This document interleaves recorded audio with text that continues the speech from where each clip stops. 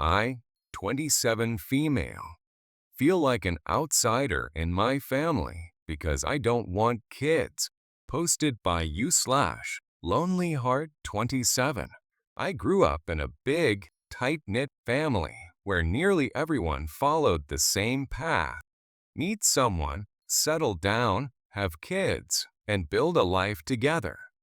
It's the norm, and most of the people in my family seemed genuinely happy with that life. So, it's always felt odd that I somehow grew up without feeling the same way. Even as a kid, I didn't have the mommy instinct that my sister and cousins did. While they loved playing house or taking care of baby dolls, I was more into building Lego cities and playing pretend adventures. When I reached high school, my friends started talking about having families someday, and I still didn't feel the desire. It wasn't until I reached my mid-20s that I realized maybe I wasn't normal in the way my family would want me to be. Now, I'm 27, and the pressure is at an all-time high. Family gatherings have become a minefield. Every holiday or birthday is filled with comments about when I finally settle down and have kids, or thinly veiled remarks from my mom about how she can't wait to be a grandma. I know they mean well, and that they assume everyone wants the same things they do, but it hurts because they don't seem to see me as my own person. They see me as someone who's missing out on what they think is life's greatest joy. One of the hardest parts is that I actually love kids. I'm close to my little niece and nephew, and I adore spending time with them. I'm the fun aunt, and I love that role. But when I think about raising children myself, the responsibility and commitment feel overwhelming. I love my freedom, my time, and my ability to make spontaneous choices. I like the quiet moments in my life, the solitude, the freedom to explore my passions without limitations. I've tried to explain this to my parents a few times, and each time it feels like they're hearing me, but not understanding. They brush it off as just a phase and assume I'll change my mind once I meet the right person. The more they dismiss my feelings, the more I feel isolated. It's not just that they disagree with me. It's that they genuinely can't see that this decision isn't about immaturity or stubbornness. I'm happy with my choice, and it would mean a lot if they could just accept that. Lately, I found myself dreading family gatherings. I hate that I feel so different from the people I love, and I wish I could make them understand that their constant comments make me feel like an outsider. It's not that I don't want to belong, it's that I want to belong on my own terms, without feeling like my value is tied to whether I have kids or not. I'd love any advice on how to talk to my family about this, or at the very least, how to feel more at peace with my choice. 2. I, 22 male, lost my best friend over a fight about money, and I don't know how to move on. Posted by u/friendineed22. My best friend and I have been inseparable since middle school. We've been through everything together. Family issues, breakups, college stress, you name it. He's been like a brother to me, the one person who's always been there when I needed support or someone to talk to. I honestly never imagined a day where we wouldn't be friends. But a few months ago, things changed. My friend went through a rough patch about a year ago. He lost his job, got into debt, and was really struggling. I didn't hesitate to help. I gave him money to get him through the month, helped him find a place to stay, and even helped him network to find new job opportunities. He was really grateful, and I was just glad I could be there for him the way he'd always been there for me. After he got back on his feet, I figured he'd bring up paying me back. It wasn't a huge sum, but it was enough that it would make a difference to me. But he didn't mention it. I didn't want to be pushy, so I let it go for a few months. But as time passed, I started to feel a bit hurt. I didn't want to think he was taking advantage of me, but the lack of any acknowledgement stung. One night, I decided to bring it up. I kept it casual, just asking if he had any idea when he might be able to start paying me back. His reaction completely blindsided me. He got defensive, saying he thought I'd given him the money as a gift and that he felt betrayed I'd put a price tag on our friendship. It turned into a huge argument, with him accusing me of only caring about money and me feeling hurt that he couldn't see how much I'd supported him. Since then, we haven't spoken. He blocked me on social media, and the few mutual friends we have say he's still angry. I've gone from feeling hurt to feeling angry, and now, mostly, I just feel sad. It's hard to lose someone who's been such a big part of my life, and I don't know if it's worth trying to reach out. I miss my friend, but I also don't know if I can forgive him for how he treated me. Has anyone else been in a similar situation? How did you move on? 3.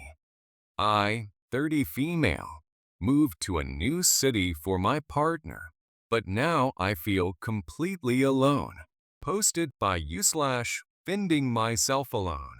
About a year ago, I made a huge decision. I left my jobs, friends, and family to move to a new city with my boyfriend. He got his dream jobs, and we both agreed it was a fantastic opportunity for him. I thought it would be an adventure, that I'd find a new jobs quickly, make friends, and settle in easily. But things haven't gone the way I planned. Moving here, I couldn't find work in my field, so I ended up taking a part-time job that barely pays the bills. I thought I'd eventually meet people, but making friends as an adult is harder than I expected.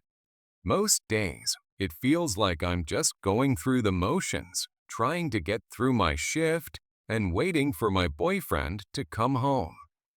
My boyfriend has been supportive, but I can tell he doesn't fully understand how much I'm struggling. His job keeps him busy, and he's doing well. He's happy, making friends, and thriving in this new environment.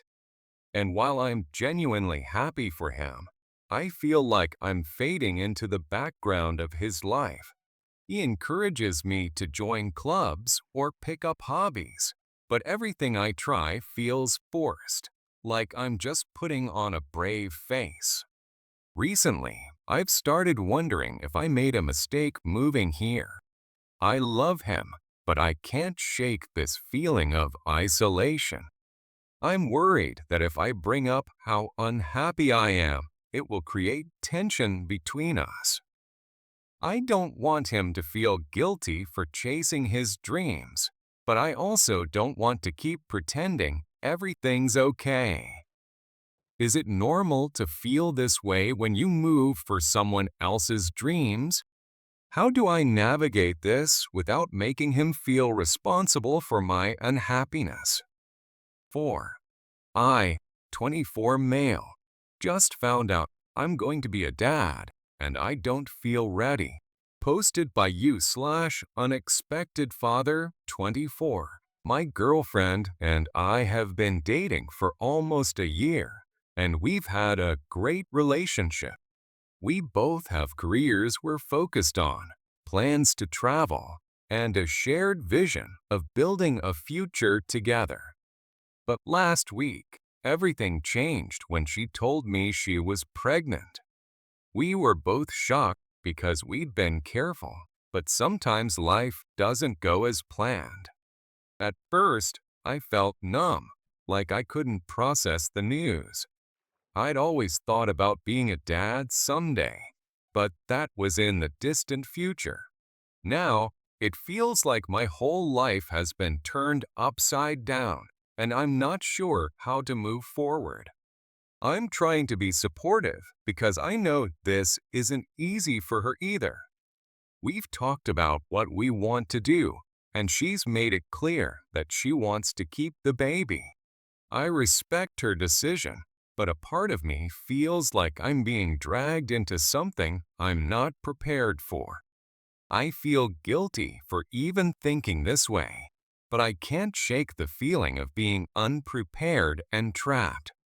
How do I move past this initial fear and become the partner and future father that I want to be? 5. I, 35 female, just found out my parents lied about a big part of my childhood, posted by you/truthseeker35 a few weeks ago. During a family gathering, my aunt let something slip about my childhood that's been haunting me ever since. She mentioned that my parents had actually adopted me. I was completely blindsided. I always thought they were my biological parents. They never gave me any indication otherwise. My world feels like it's been flipped upside down. Since then, I've confronted my parents, and they admitted it. They explained that they'd wanted to tell me, but were worried it would make me feel different. I understand their reasoning, but I can't help but feel betrayed. All my life, I trusted them completely, and now I feel like there's this hidden part of me that they've been keeping from me. This discovery has made me question everything. It's hard to look at them the same way, even though they're still the same loving parents who raised me. But there's a sense of identity that's been shattered, and I'm struggling to figure out who I really am. How do I move forward? Do I start looking for my biological family, or is it better to let this stay in the past? AITA for dancing with someone else at the club while I was with my boyfriend? After we argued that night, I went home feeling completely confused and a bit hurt myself. My boyfriend, who I'll call Jake, barely spoke to me after that, and I wasn't sure if I should bring it up or let things cool down. I mean, from my perspective, I hadn't done anything to intentionally disrespect our relationship. Dancing with a stranger was innocent to me. It wasn't romantic or suggestive, just two people moving to the beat in a crowded room. But to Jake, it had crossed a line. The fact that I asked if I could dance with someone else was, to him, a signal that I was willing to put our relationship on the back burner for some attention from another guy. The days following the club incident were tense. I tried texting him, asking to meet up and talk about what had happened, but Jake was distant. He'd reply with short messages, keeping our conversations brief and emotionless. It was so out of character for him because he was usually the affectionate, easygoing one. I couldn't shake off the feeling that he wasn't telling me everything, like there was something bigger behind his reaction. When we finally met up a few days later, it was at a small coffee shop we both liked, where we'd gone many times before. As soon as I saw him, I could tell something was wrong. His face looked serious, almost pained, and he barely looked me in the eye when he sat down. After a few moments of awkward silence, I gathered the courage to ask him what was really going on. He let out a heavy sigh and said, "Look, I don't know how to put this, but I'm struggling to feel the same way about us after that night. I keep replaying the whole thing in my head, the fact that I was looking for you, worried, and then I find you talking to some random guy. And when you asked to dance with him, it was like, I don't know, it just hit me differently. I felt like you didn't care about how it'd make me feel. Hearing him say that was like a punch to the gut. I tried to explain that in my mind, it wasn't about choosing someone over him or wanting attention from someone else. I genuinely didn't think he would feel hurt because he had said yes. But Jake wasn't buying it. So you think it's normal to ask your boyfriend if you can dance with someone else? He asked, his tone somewhere between disbelief and frustration. Do you realize how embarrassing that was for me? I didn't know what to say. Part of me felt defensive, thinking it was just one dance. What's the big deal? But another part of me started to see things from his perspective. Jake had always been more reserved when it came to relationships, and he rarely talked about past girlfriends or jealousy issues. I started to wonder if this incident might have triggered some deeper insecurities for him that he hadn't shared. After what felt like an eternity of silence, he continued, "It just felt like I didn't matter to you in that moment. Like, you'd rather dance with someone you didn't even know than wait with me." I felt a lump forming in my throat. I didn't want to cry in the middle of the coffee shop, but hearing him express his hurt so plainly was more than I could take. In an attempt to salvage the situation, I reached for his hand across the table and said, "Jake, I'm so sorry. I really didn't mean to make you feel that way. I guess I didn't realize how important those boundaries were to you." For a moment, he softened, his eyes meeting mine. But then he pulled his hand back, looking down at his cup. "I don't know. Maybe I just need time to figure out if I can trust you again," he mumbled. That statement made my heart drop. Jake had never talked about trust issues before, and I couldn't believe that something as small as a dance could make him question our entire relationship. I tried to reason with him, explaining that it had been a one-time mistake, that I'd just been tipsy and hadn't thought things through. But he shook his head and muttered, "It's not just about that night. It's about how you view relationships, and maybe it's different from me." As the week went on, things didn't get better. Jake and I started seeing each other less and less, and when we did, it was like there was this invisible wall between us. He stopped being affectionate, and the warmth that used to fill our conversations was replaced by cold, polite exchanges.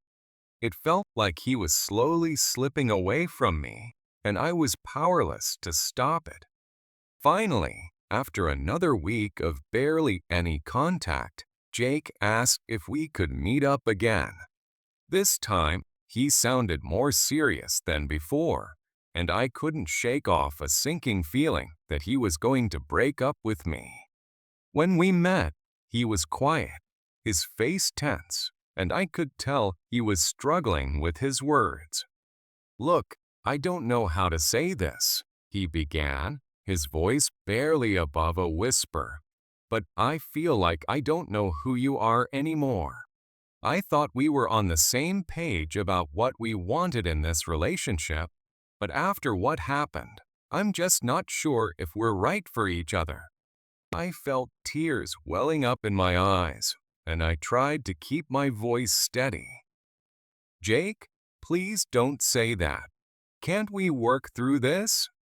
I promise I'll be more mindful of your feelings, and we can set boundaries together." But he shook his head, looking down. "It's not just about setting boundaries. It's about whether or not I feel respected and valued. And right now, I don't. I've tried to get over it, but every time I think about that night, I just feel hurt. In that moment, I realized that my actions had impacted him more deeply than I'd imagined. For him, it wasn't just about a dance. It was a symbol of how we approached our relationship. I tried to hold back my tears as I whispered, "So is this it? Are we done?" He looked at me, his face softened, and he said, "I don't want to hurt you, but I don't think I can keep pretending like things are okay when they're not." As I walked home that night, 1,000 thoughts raced through my mind. I felt a mix of guilt, sadness, and confusion.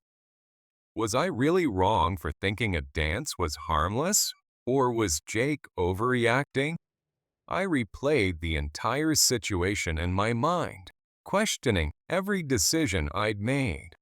In the weeks that followed, I tried to move on, but the memory of that night lingered.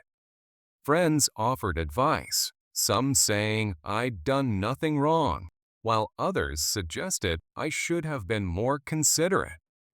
It was a period of introspection for me, where I had to confront my own actions and understand the different ways people express love and commitment. Looking back, I can see that both of us could have handled things differently. Maybe if we'd communicated our boundaries earlier, we could have avoided the fallout. But life doesn't come with a handbook, and sometimes you only learn these lessons after the damage is done. I, 30 Farats, found out my husband, 32M, has a child from a previous relationship. Posted by u/unexpected_child30. I've always believed that honesty is the foundation of any relationship. My husband, Mark, and I had what I thought was an open, trusting marriage. After 5 years together, I felt that I knew every corner of his past. From the stories he'd shared about growing up in a small town, to the details of his first love in college. We laughed about it all. We shared stories, memories, even embarrassing moments from our teenage years. And yet, despite all that, there was something that he never told me, something that now feels like it threatens everything we've built together.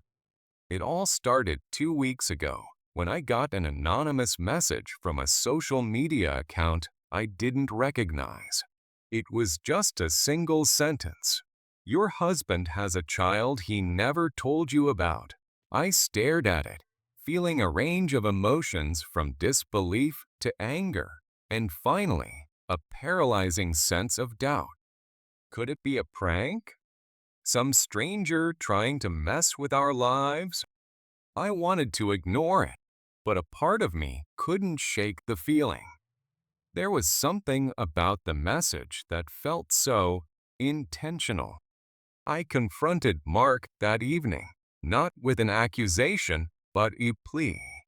I needed to hear it from him that the message was just some malicious lie. But as soon as I asked, his face changed.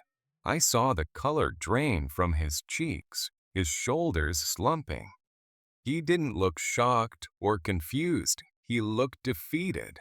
And that's when I knew it was true. Mark admitted that he'd had a relationship in his early 20s, long before we'd met. They'd been together for almost 2 years when she told him she was pregnant. But the relationship had already been on shaky ground, and after the baby was born, they parted ways. His ex didn't want him involved in the child's life, and he, still young and uncertain, took that as a way out. As he explained all this, my heart ached. I could understand that he'd been young and unsure. But what I couldn't understand was why he'd hidden it from me. I asked him, Why didn't you tell me? I wouldn't have judged you." He just sat there, quiet, his eyes full of shame. "I was afraid, Katie," he said finally, his voice barely a whisper. "I didn't want you to think less of me. I didn't want you to think that I abandoned someone I should have cared for. I've lived with the guilt for so long, and I thought if I kept it buried, maybe it would just go away. But secrets never just go away, do they?" For the next week, the atmosphere in our home felt strained and tense. I couldn't look at him the same way. I kept picturing this child, a child who must be around 10 years old now, living somewhere out there, without knowing that his father wanted nothing to do with him. It felt like a betrayal, not just to the child, but to me as well. This was a part of Mark, a significant part that he'd hidden from me. And I couldn't shake the feeling that if he could hide this, what else could he be hiding? Every night, I lay awake, torn between anger and sorrow. I thought about how our marriage had seemed so perfect, so strong.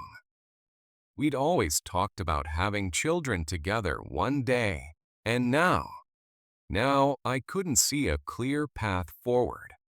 How could I bring a child into this marriage, knowing what I did, knowing that he'd already abandoned one child?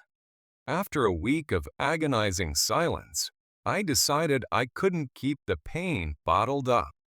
I asked Mark if he'd be willing to go to counseling with me. I knew we needed help to navigate this if we had any hope of moving forward. To my relief, he agreed, and we began seeing a marriage counselor together. In those sessions, I began to understand his perspective more. He'd been a scared, immature kid, thrown into a situation he wasn't prepared for. But understanding didn't take away the hurt. As the sessions progressed, I realized I needed to meet this child. If there was any chance of healing, I needed to know who they were. I needed to see for myself the person who had been such a significant part of Mark's life, even if only in the shadows. When I suggested this to Mark, he hesitated, but finally agreed. We reached out to his ex through mutual friends, and to my surprise, she was open to the idea of us meeting her child. She seemed to understand my need for closure, and maybe she hoped it would bring some resolution for her child as well. So, a few weeks later, Mark and I found ourselves at a park, waiting to meet the child he'd once left behind. When they arrived, my heart raced. She was a girl, about 10 years old, with Mark's dark eyes and his smile. She was shy at first, hiding behind her mother, but gradually warmed up as we talked. I watched as Mark interacted with her, saw the guilt and longing in his eyes, and felt my heart soften. Here was a child who had done nothing wrong, who deserved so much more than she'd been given. After the meeting, Mark and I sat together in silence. We'd come face to face with his past, and it was both painful and healing in ways I hadn't expected. I could see that he wanted to be part of her life now, that he wanted to make up for lost time. And while part of me resented the idea of sharing him with a past he'd hidden, another part of me wanted to help him build that bridge. For his sake, and for hers. In the months that followed, we continued therapy. Mark began taking steps to be a part of his daughter's life, slowly and carefully, respecting her boundaries and her mother's wishes. And as for me, I learned to forgive, to let go of the anger and resentment I'd carried. It wasn't easy, There were days when I doubted our marriage could survive, when I questioned if I'd ever fully trust him again. But I also saw how much he'd changed, how deeply he regretted his past actions. And in the end, I realized that our marriage wasn't defined by this one mistake. It was defined by how we chose to move forward, by our commitment to each other and to the family we were building together, even if that family was a little more complicated than I'd once imagined. Looking back, I'm not sure if I would have chosen this path had I known about his past from the start. But life doesn't give us do-overs. It only gives us the chance to learn, to grow, and to choose forgiveness when it's deserved. And in this case, despite everything, I believe it was. My girlfriend, 29 Farads, is pregnant, but we haven't discussed marriage or long-term plans. Posted by you/future_unsure 29. My girlfriend and I have been together for 3 years, and while we've talked about a future together, we've never discussed marriage or kids in concrete terms. Now she's pregnant, and I feel both joy and panic. I love her, but I'm not sure I'm ready for this level of commitment yet. She seems overjoyed, talking about baby names and nursery plans, and I feel horrible for not being on the same page. I want to support her, but I also don't want to rush into something I'm not ready for. How do I handle these conflicting feelings without hurting her? I, 27M, have been supporting my family financially for years, and it's draining me. Posted by you/family_duty27.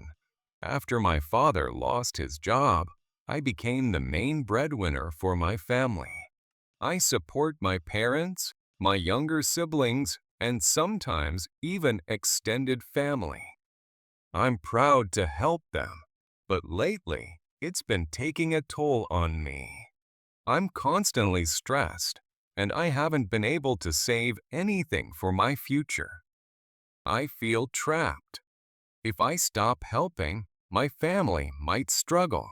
But if I keep going, I'm not sure how much longer I can keep up this pace. How do I find a balance between supporting my family and taking care of myself? I, 29 Farads, just found out my boyfriend, 30M, is marrying someone else in an arranged marriage. Posted by you/heartbroken_and_confused29. I've been in a relationship with my boyfriend for 2 years. He's from a culture where arranged marriages are common, but he always reassured me that he had no interest in it. Now, out of nowhere, he's told me that he's agreed to an arranged marriage his parents set up. He says he loves me, but feels obligated to his family. I'm devastated. I thought we had a future together, and now he's leaving me for someone he barely knows. I feel like our entire relationship was a lie. Do I try to fight for him, or accept that he's made his choice? My mother has been hiding a terminal illness from me for years. Posted by you/betrayed_by_truth29. My mom and I have always been close, so I was shocked when I found out she's been dealing with a terminal illness for years. She kept it a secret, telling only a few close family members. I stumbled upon her medical records by accident and confronted her. She said she didn't want to worry me or change our relationship, but I feel hurt and betrayed. I would have been there for her every step of the way, and now I feel like I missed out on precious time with her. How do I move forward knowing I could lose her soon? My fiance, 32M, confessed he's still in love with his high school sweetheart, posted by u/lost_and_confused32. After 4 years together and an engagement, my fiance recently admitted he's still in love with his high school girlfriend. He says he loves me too, but a recent run-in with her brought back all his unresolved feelings. I'm devastated and feel completely blindsided. We were planning our future, and now I'm questioning if he's ever really loved me. He says he's committed to our relationship, but won't deny his feelings for her. Can I move forward with someone who's still hung up on the past, or is it better to let go before we get married? I, 28 Farads, found out my boyfriend, 29M, has a daughter from a previous relationship, and it turned my world upside down. Part 1. The picture-perfect relationship. I always considered myself a pragmatic person. When I met Aaron at a mutual friend's party, I wasn't looking for love. I had recently come out of a long-term relationship that had left me emotionally drained. But everything felt like a fairy tale from the moment I laid eyes on him. He was tall, with curly brown hair and an easy smile that lit up the room. We clicked instantly, sharing laughs and stories late into the night. As we moved into our first year together, life was blissful. We both had good jobs, me as a marketing manager and him as an architect, and our cozy apartment became a sanctuary filled with laughter, coffee dates, and spontaneous adventures. Aaron was my rock, and I felt a deep sense of security with him. We enjoyed lazy weekends, cooking together and binge watching our favorite shows. However, despite the happiness, there were moments of unease. I noticed that Aaron would often receive calls or messages he quickly dismissed when I entered the room. Whenever I asked him about his past relationships, he would evade the topic, changing the subject or giving vague answers. I respected his boundaries, but a nagging feeling began to settle in my stomach. Part 2. The Discovery. One Sunday afternoon, while Aaron was out running errands, I decided to do some light cleaning.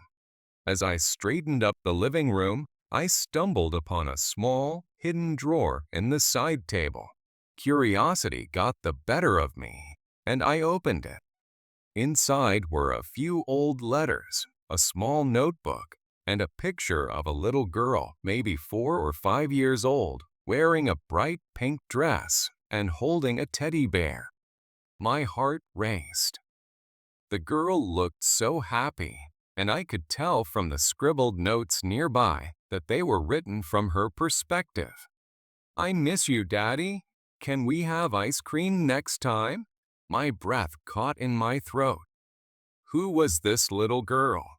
When Aaron returned, I confronted him. "Who is this girl?" I held up the photo, my voice shaking.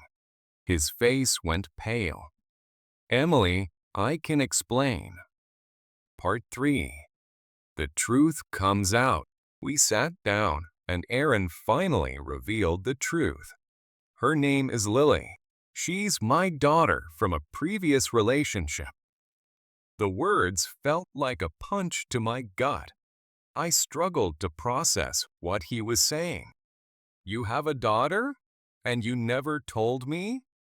I wanted to protect you from the chaos that comes with it. Her mother and I split up before I even met you. I didn't want to complicate our relationship, he explained, desperation in his voice. But this is a huge part of your life. How could you keep this from me? I felt a mix of betrayal and confusion. Do you see her?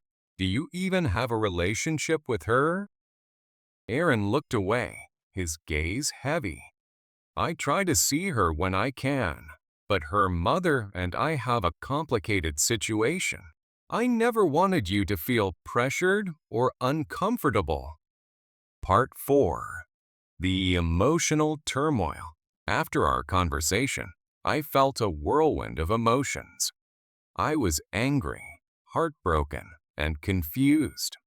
For weeks, I had thought I knew everything about Aaron, and now it felt like I was standing on shaky ground. How could I have been so blind to this major part of his life? As the days passed, I found myself in a state of turmoil. I tried to rationalize his choices.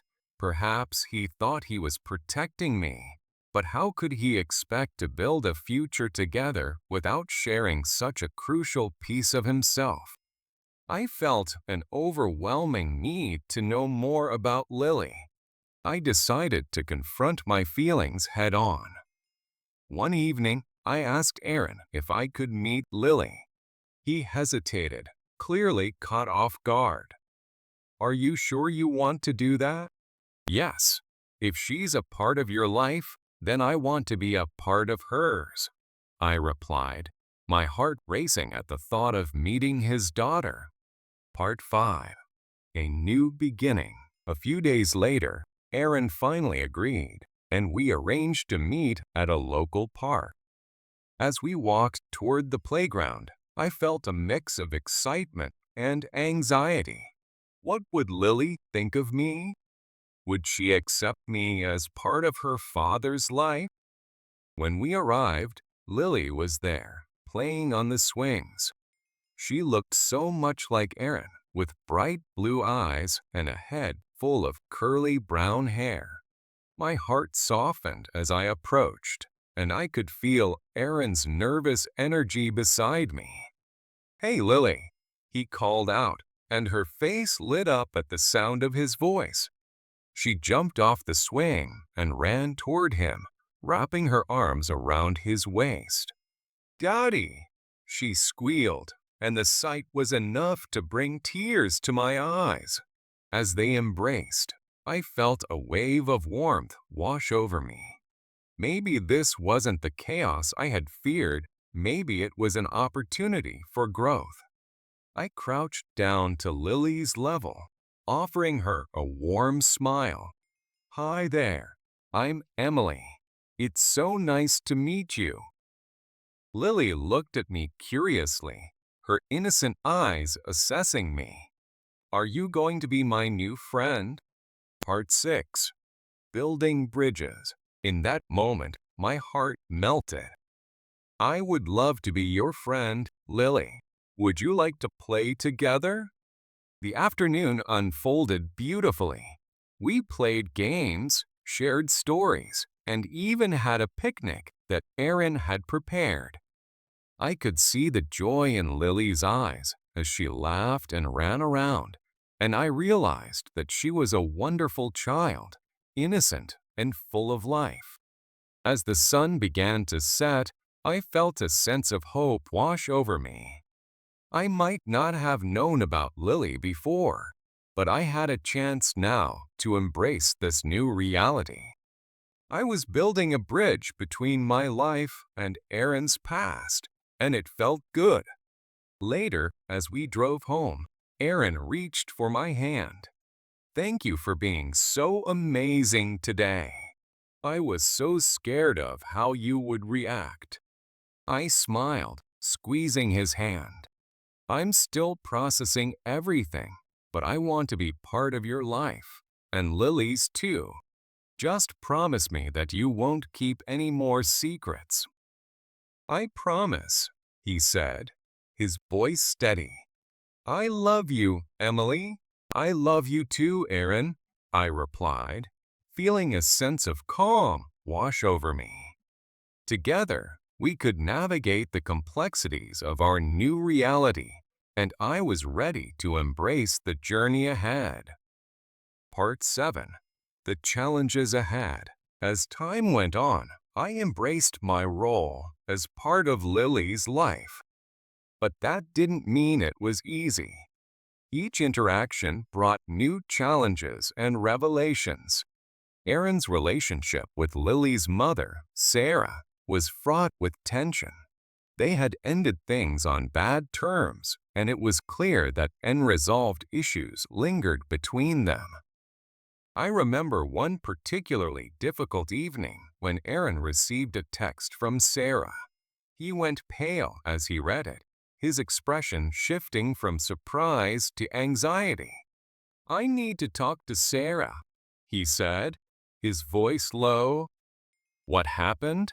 I asked, feeling a knot form in my stomach. "She wants to discuss some changes to our custody arrangement. It's complicated," he replied, running his fingers through his hair. I felt a wave of frustration wash over me. "But we've finally started to build something with Lily. Why now?" "It's not about us, it's about her," Aaron said, trying to reassure me. "I understand that, but I just wish we could have some stability," I confessed. The tension between us was palpable.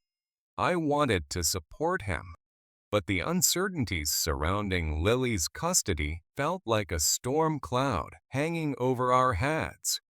Part 8. Navigating Co-Parenting. When we finally met Sarah, I was anxious but determined to make the best of it. We arranged a meeting at a local cafe, hoping to keep things civil for the sake of Lily. Sarah walked in, and I immediately sensed the tension in the air. She was beautiful, with an air of confidence that made me feel small. "Thanks for meeting me," she said, her tone cool but polite.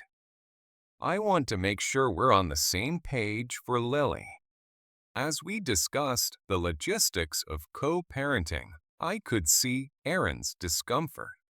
He wanted to be diplomatic, but it was clear that their unresolved feelings were bubbling beneath the surface. When the conversation turned to Lily's schooling, I felt a surge of frustration. "I think it's important for her to have stability, especially with everything that's been happening," I interjected. "Stability? She has a life with me, and I need to ensure that she's happy," Sarah shot back, her eyes narrowing. I took a deep breath, reminding myself that this was about Lily. "I agree. We all want her to be happy, but we also have to consider how our decisions impact her." The discussion was tense, but I could see Aaron's appreciation for my support. Afterward, as we drove home, he turned to me, gratitude evident in his eyes. "You handled that well," he said, his voice warm. "I just want what's best for Lily," I replied, trying to suppress the whirlwind of emotions within me. But I can't help feeling like we're all walking on eggshells. "We'll figure it out together," he reassured me, reaching for my hand. Part 9. Bonding with Lily. In the weeks that followed, I found myself growing closer to Lily. We started a tradition of spending weekends together, exploring parks, going to the zoo, and indulging in ice cream.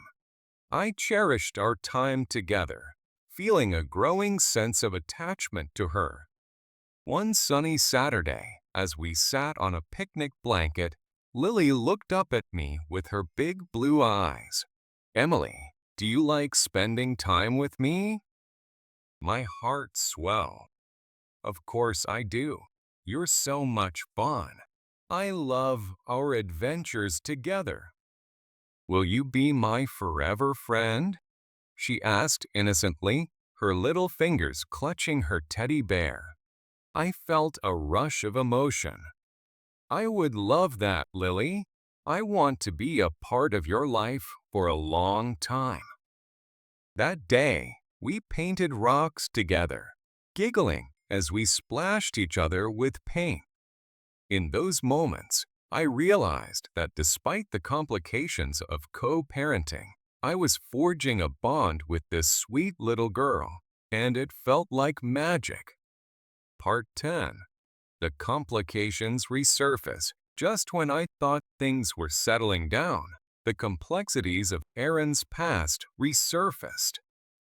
One evening, he received an unexpected call from Sarah, and I could see the tension in his posture as he listened. After hanging up, he turned to me, looking concerned. "She wants to talk about a potential move," he said, his voice heavy. "What kind of move?"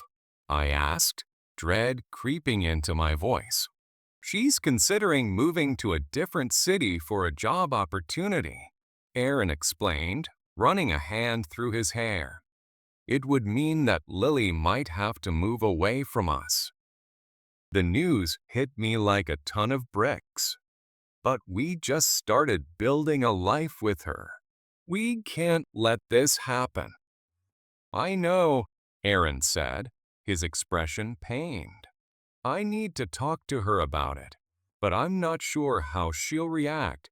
The uncertainty loomed over us like a storm cloud.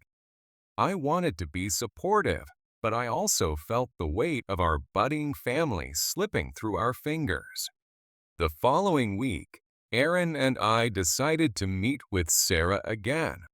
We gathered at the same cafe, but this time the atmosphere felt heavier. Aaron took a deep breath, clearly preparing himself for the conversation. "Sarah, I appreciate you meeting with us.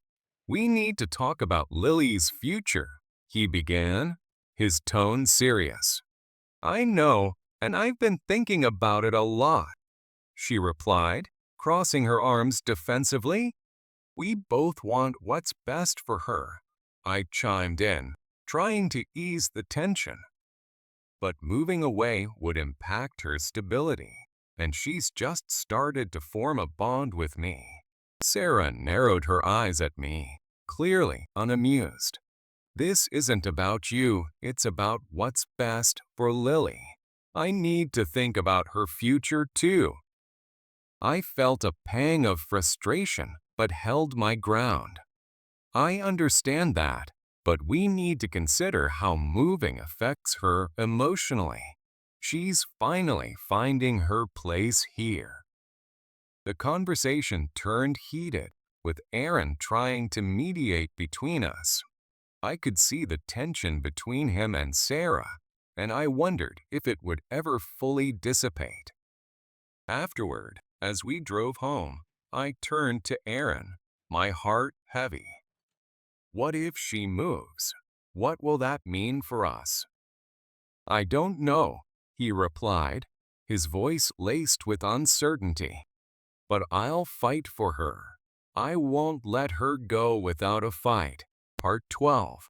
A moment of clarity. In the weeks that followed, we tried to navigate the chaos.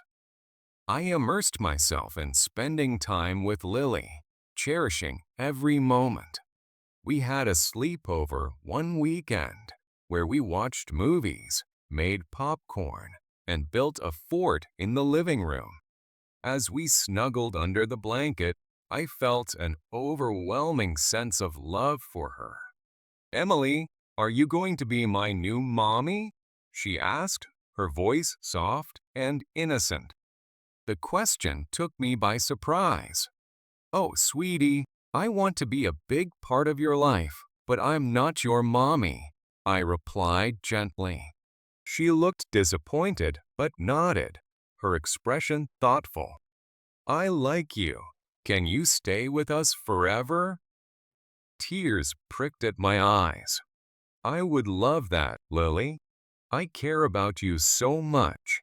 In that moment, I realized that this wasn't just about Aaron and his past. It was about building a future with Lily too.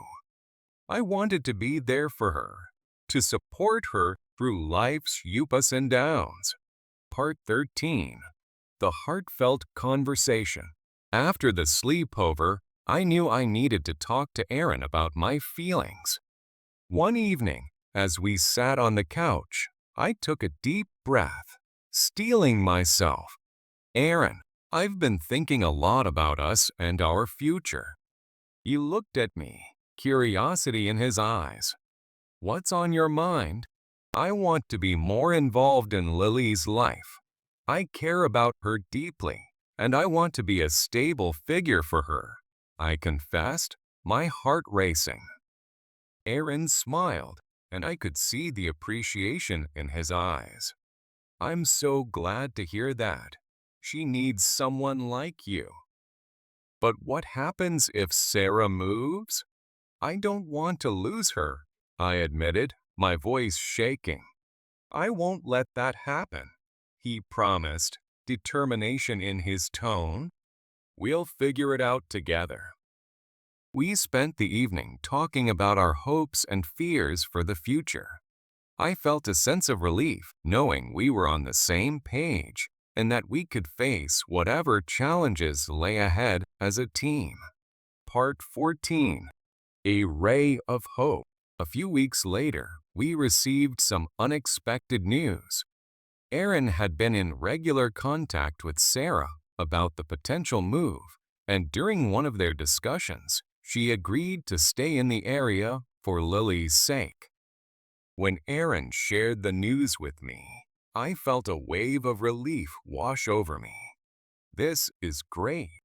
We can continue to build our lives together, I said, feeling a sense of hope. Yes, but it also means we need to start thinking about how to navigate co-parenting more effectively, he replied, a thoughtful expression on his face. We began to develop a co-parenting plan that worked for all of us, establishing clear boundaries and expectations. I felt empowered, knowing that we were working together to create a stable environment for Lily. Part 15. A New Normal. As months passed, we developed a new routine. Aaron and I learned to communicate openly, discussing Lily's needs and making decisions together. I took on a more active role in her life, and our bond grew stronger with each passing day. One Saturday, we took Lily to a local festival. We wandered through colorful booths, sampled delicious food, and enjoyed live music. As we sat on a blanket, watching the sunset, I turned to Aaron, feeling a sense of gratitude. I can't believe how far we've come, I said, leaning against him. Me neither. I'm so glad we're in this together, he replied, his arm wrapping around my shoulders. As the festival lights twinkled around us, I realized that despite the challenges, we were building a beautiful life together. Part 16. A Family Outing. One weekend, we decided to take a family trip to the beach. It was a warm summer day, and the excitement in Lily's eyes was infectious. We packed a picnic and headed out, eager to create more memories together. At the beach, we built sand castles, splashed in the waves, and enjoyed a fun-filled day. I watched Aaron and Lily play in the water, her laughter ringing in my ears. In that moment, I felt an overwhelming sense of love and belonging. Emily, come help us, Lily called, her sandy hands waving at me. I ran over, joining in on their playful antics. As the sun began to set, casting a warm glow over the beach, I realized that I had become a part of something beautiful, a family. But just when everything seemed perfect, life threw another curveball our way.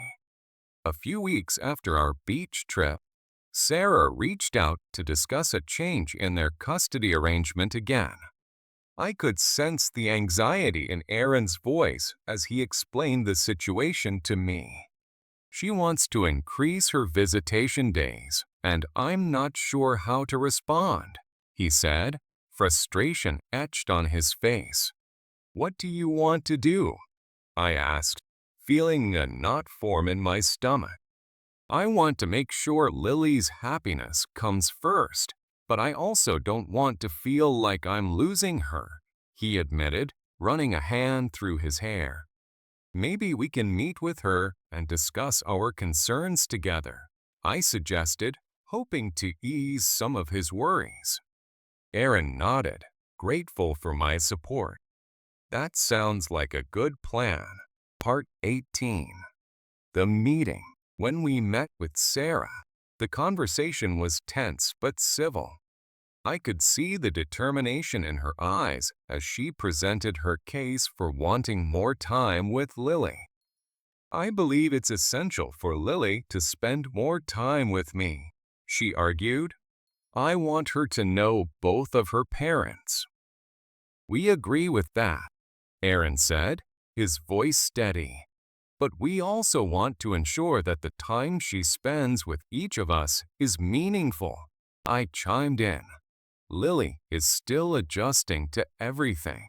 We want her to feel secure and loved, not pulled in different directions." Sarah's expression softened slightly, but she still pushed for more time. "I understand your concerns, but I believe it's important for her development to have a solid relationship with both parents." The conversation ended with no clear resolution, and as we left, I could feel the tension lingering in the air. Part 19. Finding common ground. After the meeting, I sensed that Aaron was feeling discouraged. "I just want what's best for Lily," he said, frustration seeping into his voice. "I know you do," I replied, wanting to comfort him. "Maybe we should focus on finding common ground. We both care about her and want her to be happy." "You're right," he said, taking a deep breath. "I think if we approach this as a team, we might find a solution that works for all of us." As we brainstormed ideas for how to communicate our concerns to Sarah, I felt a renewed sense of hope. Perhaps, if we worked together, we could find a way to ensure Lily's happiness while maintaining a stable environment. Part 20. The compromise. In the days that followed, Aaron and I put together a proposal outlining our suggestions for Lily's custody arrangement. We emphasized the importance of quality time and shared activities to foster a sense of belonging for Lily. When we met with Sarah again, we presented our plan, highlighting how we could all work together to create a balanced environment for Lily. "I appreciate your effort in coming up with this," Sarah said, looking over our proposal. "It shows that you both care." After discussing the details, we reached a compromise that allowed Sarah more visitation time while ensuring Lily's stability. I felt a wave of relief wash over me, knowing we were all on the same page for Lily's sake. Part 21. Building a stronger foundation. As time went on, our co-parenting arrangement became more harmonious. Aaron and I continued to build our lives together, and I found myself increasingly immersed in Lily's world. We attended her school events, cheered her on at soccer games, and celebrated milestones together as a family. One evening, as we sat on the couch, I looked at Aaron, feeling a rush of gratitude. "I couldn't have done this without you," I said softly. He smiled, pulling me closer. "We make a great team, Emily." In that moment, I realized that the love I felt for Lily and Aaron was growing stronger, and I couldn't imagine my life without them. Part 22. A celebration of family. To celebrate our newfound harmony, we planned a family dinner. I cooked Lily's favorite meal, and as we sat around the table, laughter filled the air. "Emily, this is the best dinner ever!" Lily exclaimed, her eyes shining with joy. I couldn't help but smile. "I'm glad you like it, sweet girl." As we enjoyed our meal, I looked around the table, feeling an overwhelming sense of love and belonging.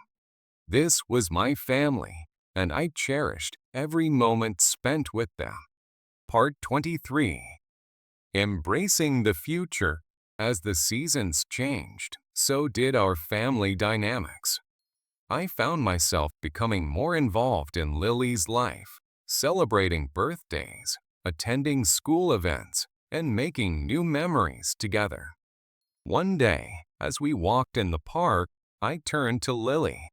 "What's your favorite thing about our family?" She thought for a moment, then replied, "I love that we're all together. It makes me happy." My heart swelled with emotion. "That's what I love too, Lily.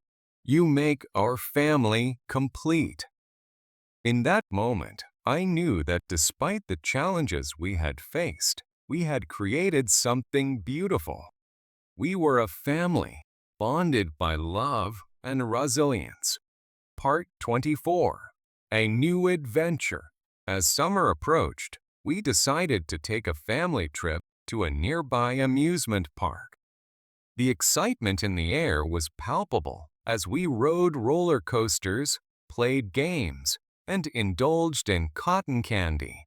I watched as Lily and Aaron laughed together, the joy radiating from their faces. It was moments like these that made all the challenges worthwhile. As we stood in line for the Ferris wheel, I took a moment to reflect on how far we had come. The journey hadn't always been easy, but every challenge had brought us closer together. "Ready for the ride of your life?" I joked, nudging Lily playfully. "Yes," she squealed, her excitement infectious. As we rode the Ferris wheel, the view from the top was breathtaking. I felt an overwhelming sense of gratitude for the family we had built, and I couldn't wait to see where the future would take us. Part 25. The power of love. With each passing day, I realized that love was the most powerful force in our lives.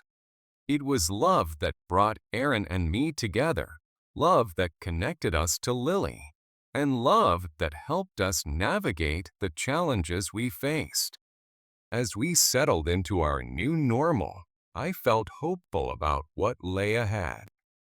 We were a family, united by our bond and ready to embrace whatever came our way. In the end, it was love that triumphed over everything. And as I looked at Aaron and Lily, I knew that together we could overcome any obstacle that life threw at us. My wife wants us to be custodian over her niece, 16, while her sister moves overseas to find herself. I'm the retired one. I normally read most of these and think they are beef stew, but I will post my own real struggle I have been dealing with for the past 2 weeks. Some background. I have raised 2 children already. The oldest is already married and has a child on the way.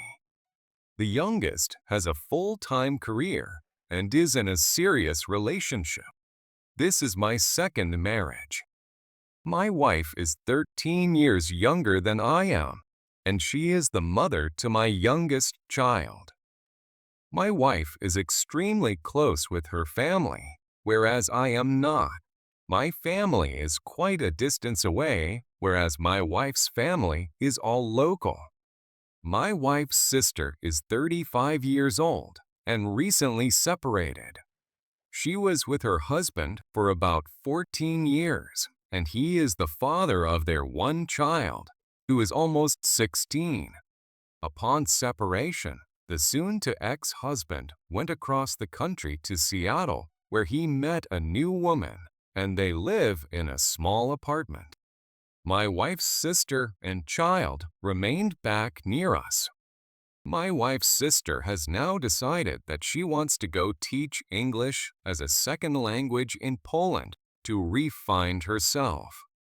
My wife is extremely supportive of this and volunteered us to watch after my niece while this occurs, as her father is unable to host her due to his current living situation, and she does not want to uproot her from school.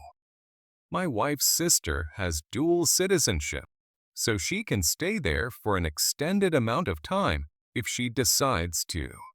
I have been vehemently against this for several reasons, and it is causing a major strain on our marriage. I have already raised a teenage girl. I don't want to relive the horror.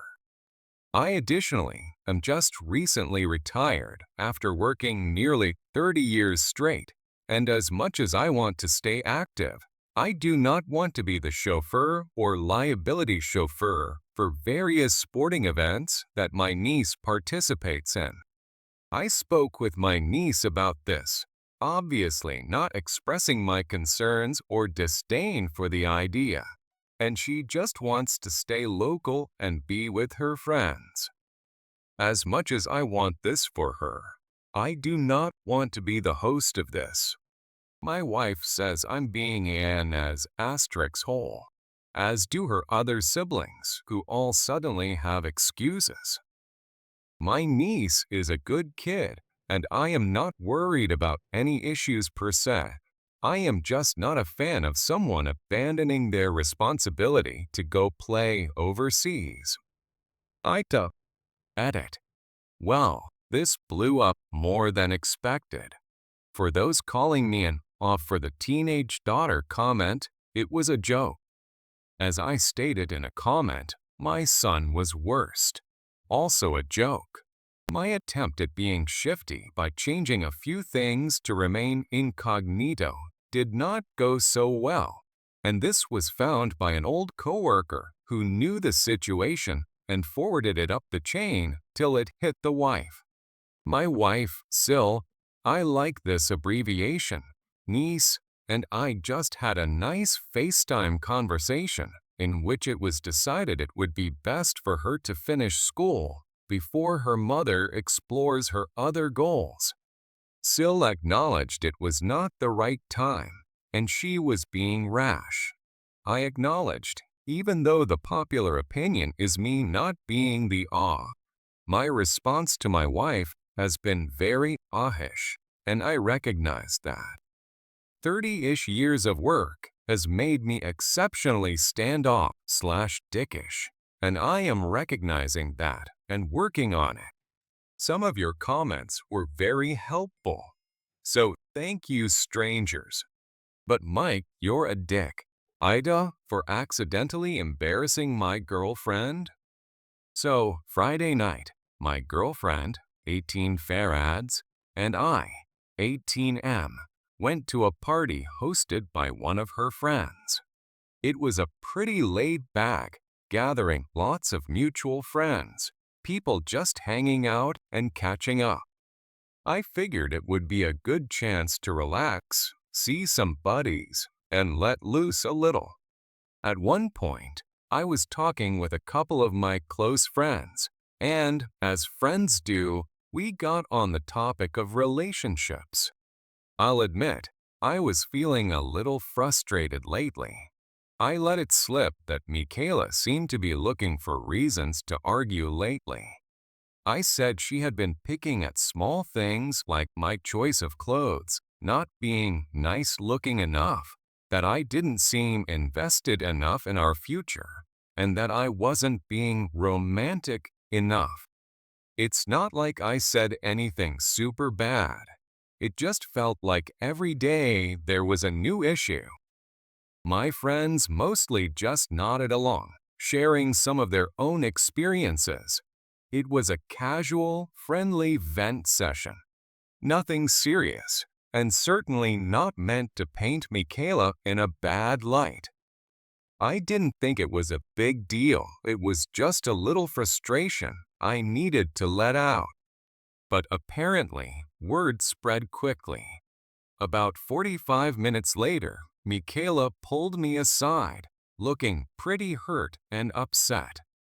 She told me she'd heard from a couple of people that I'd been saying she was always looking for fights. She said it made her look bad, like she was constantly nagging or trying to pick at me, and she was embarrassed that people thought she was being unreasonable. I tried to explain that I hadn't meant for it to come out like that I wasn't intentionally putting her on blast or anything. I was just frustrated in the moment and needed to get it off my chest. But that didn't really seem to make things better. She told me I'd made her look awful in front of her friends, which wasn't something I'd even thought about. She asked me to take her home, and the car ride back was dead silent. Every time I tried to say something, she just sat there, staring out the window. Since Friday, I've been calling her, sending texts, leaving messages, apologizing, and trying to explain myself. I told her I love her, that it wasn't meant to hurt her, and that I was sorry if I'd made her look bad. I even sent her flowers, but I still haven't gotten a single response. I genuinely feel bad. I get why she's hurt, but at the same time, it was just a small vent to a couple of friends, and I didn't mean for it to become some kind of public thing. Part of me feels like I should be able to share my frustrations with my friends, but another part feels like maybe I crossed a line without even realizing it. So, Reddit, AITA for losing my marbles at my neighbors for parking across my driveway. I live in a small residential area that sits right next to a busy business. The business itself isn't the problem. The employees, however, have become my personal nightmare. They keep parking across my driveway, blocking me in, and disregarding the fact that it's illegal and completely inconsiderate. This has been going on for months, and despite my polite requests, nothing seems to change. I've tried everything. I've left notes on cars, knocked on the business's doors to ask them to move, and even talked to the manager. But every time, it's the same. They apologize, promise it won't happen again, and then it does. It's infuriating, to say the least. One day, it hit a boiling point. I was supposed to get to an important doctor's appointment surgery, actually. I was all ready to go, only to find a car parked across my driveway, completely blocking me in. I honked, knocked, waited around, and finally had to call a friend to pick me up, making me late. The whole ordeal left me seething, but at the time, I didn't confront anyone because I just wanted to move on with my day. Still, I knew something had to change. Fast forward to today. I came home and saw that a familiar car was parked across my driveway again, and this time, it was one of the same employees who had done it multiple times before. I'd warned them repeatedly, and they kept disregarding it. This time, I decided I wasn't going to let it slide. Instead of knocking or leaving a note, I simply parked my car right behind theirs, effectively blocking them in, and went inside. My thought was that if they were going to inconvenience me, they could have a taste of their own medicine. About half an hour later, I heard someone banging on my door.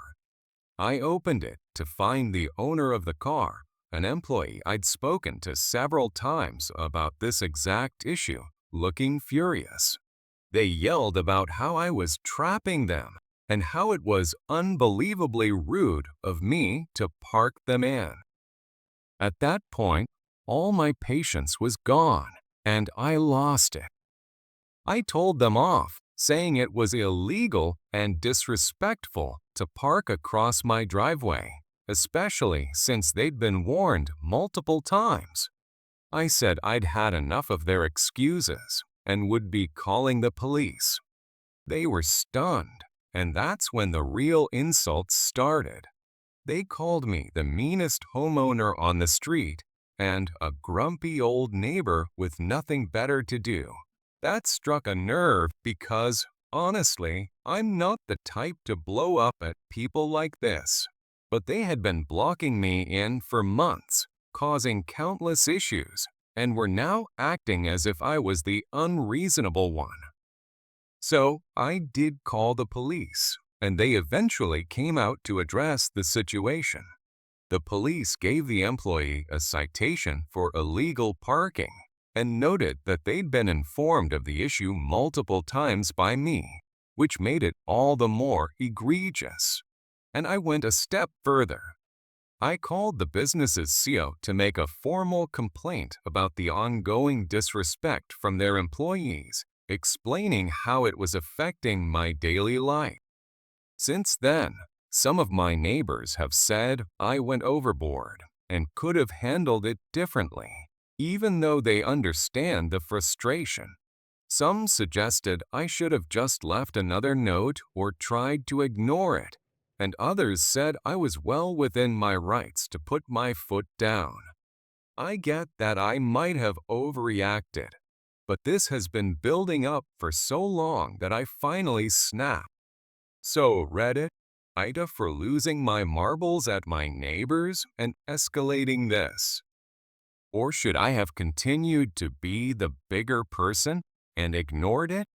Ida for not making my schedule work so my youngest stepsister could go to a party. There's some background that will provide some context about why Dad's angry at me. My mom died when I, 17 meters, was 7. My brother was 6. When we were 10 and 11, our dad remarried. My dad's wife came with 3 daughters. Her youngest is a half-sister to the 2 older ones. Older 2 are 16 and 14. Her youngest is 9. My dad and his wife also have a 4 and a 2-year-old together. So one thing that I should mention is my dad's wife lost her first husband, the dad of the older 2. Her youngest was conceived not long after her husband's death. The dad of her youngest didn't want to know, and the girls never forgave her or got over her doing that so fast, and they hate my youngest stepsister.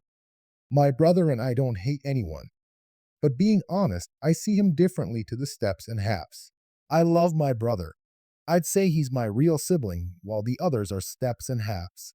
I guess I'd say I'm mostly indifferent to them. I don't dislike them, but I don't have their back always like I do for him. He's pretty much the same. Older steps don't like any of the rest of us and are hostile. The youngest step really wants her older sisters to love her. She doesn't really notice the rest of us. But it's very easy to see it breaks her heart when the other 2 want nothing to do with her, and they treat her like she's disgusting. The youngest 2 are really little, but will play together. My dad and his wife had this dream that we'd be a way closer family unit and that we'd be more like an actual family than we are. Dad has talked to me about being the person who brings us all together as the oldest in the family. He told me I have such a good relationship with my brother, and he wants us to have the same with the others. He asked me like a year ago if I didn't want that, and I said no, which made him interact with me differently. This all brings us to yesterday. Youngest stepsister was supposed to be going to a birthday party. Dad was already at work. His wife was really sick.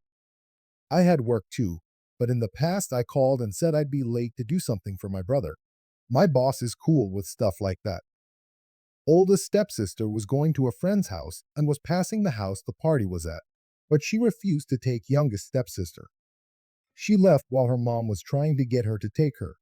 Middle stepsister also refused and left the house as well. My brother wasn't home, and I left for work while Dad's wife was comforting youngest stepsister, who was upset my other stepsisters wouldn't take her. When I got home last night, Dad called me in as asterisk hole, and he told me I could have taken her, and if she was my brother, I would have called to be late to work and taken him. He told me I had the chance to really reach out and create a bond between me and her. And I didn't, and I showed him that I will always have a favorite and never try to hide it. He told me he's sick of the two of us sticking by each other, but not doing the same for the others. AITA. AITA, because I don't want a friend to bring a guy into my apartment. All right, here's the situation. My friend, let's call her Sarah, asked if she could stay at my place for a weekend while she was in town for a big party. I was happy to help her out, especially since I wasn't even going to be home that weekend. It seemed like a win-win. She'd have a place to stay for free, and I'd have peace of mind in knowing my apartment was in good hands with someone I trusted. Sarah and I go way back college roommates, years of friendship, the whole deal. I've known her long enough to know that we have different comfort levels, particularly when it comes to personal boundaries. Sarah is very outgoing, social, and let's say, adventurous. She's never been one to shy away from dating or hookups, which has always been totally fine with me. I respect her choices and have never judged her for them. I, on the other hand, am a bit more reserved, especially with my space. My apartment is my sanctuary. I'm not particularly thrilled with the idea of someone I don't know well, especially a stranger, in my private space. Before she came, I decided to address this with her. It was a bit awkward, but I figured it was better to be clear up front than to have any misunderstandings later. I told Sarah that, while she was absolutely welcome to stay at my place, I'd really prefer if she didn't bring anyone back with her. I tried to frame it politely, explaining that I have a thing about strangers in my home. Maybe it sounds a bit prudish, but that's just how I feel. Now, here's where things took a turn. Sarah was taken aback and seemed genuinely upset. She insisted that she'd never bring someone back to my place, saying she respected my space and would never do anything to make me uncomfortable. But there was a definite chill after that, and she didn't seem to take it well. She ended up texting me later to say she'd found another place to stay, and I could tell from her tone that she was hurt. She felt that I'd unfairly assumed something about her, and that my boundary made her feel judged. To be honest, I thought I was being responsible by bringing it up beforehand. It's not like I was accusing her of anything, I just wanted to be upfront about my comfort levels. But now, Sarah's comments are making me second guess myself. She's always been honest with me, and maybe I did make an unfair assumption about her.